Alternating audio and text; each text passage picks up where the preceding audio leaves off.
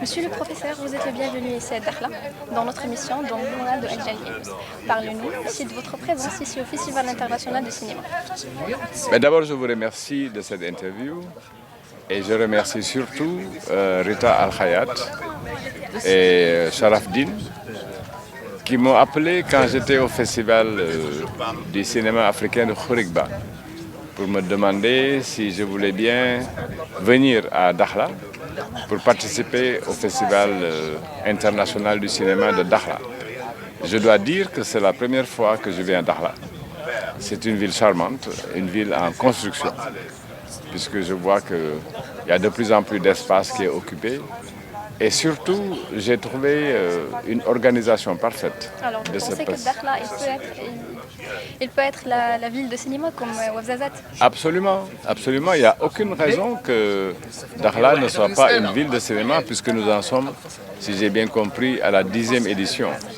Et le programme qui est proposé ici est un programme très riche, très varié, et surtout qui fait que la mission qu'on m'a confiée en me nommant ambassadeur du Festival international du cinéma de Dakhla me conforte dans l'idée que je m'étais faite déjà avant cette nomination, rien qu'en regardant la sélection des films en compétition et la sélection des documentaires en compétition.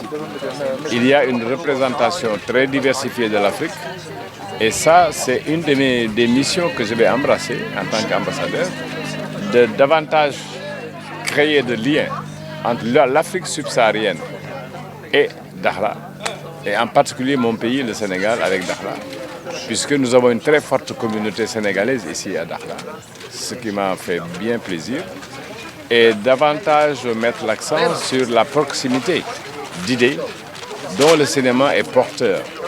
Le cinéma est un vecteur très important de rapprochement des peuples, de connaissance mutuelle de nos histoires respectives, et de voir aussi le lien qui unit l'Afrique subsaharienne et l'Afrique du Nord, en particulier le Maroc et surtout spécifiquement, singulièrement, la ville de Dakhla. Donc ce n'est que du bonheur que d'être là et de voir également à travers les colloques qui sont proposés la richesse des débats, n'est-ce pas, autour de culture et cinéma, comme Madame Rita El-Hayad Khayad l'a fait avant-hier, et donc qui nous donne aussi du grain à moudre, une réflexion nouvelle sur le cinéma.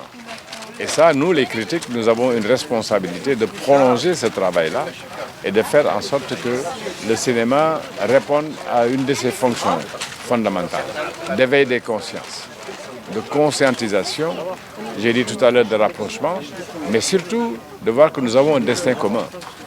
Or, ce destin commun, pour arriver à le cerner et à trouver les réponses que ce destin nous pose comme question, ben, nous devons unir nos forces, nos réflexions, nos pensées, nos idées. Et les critiques sont évidemment... Mais j'ai dit tout à l'heure qu'il y a une diversité dans les films proposés. Nous avons des films marocains de très haute facture, le jury nous dira ce qu'il en pense.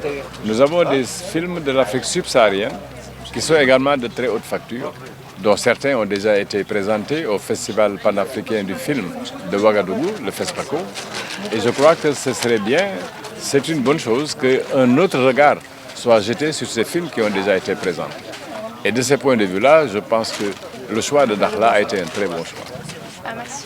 Je vous remercie aussi.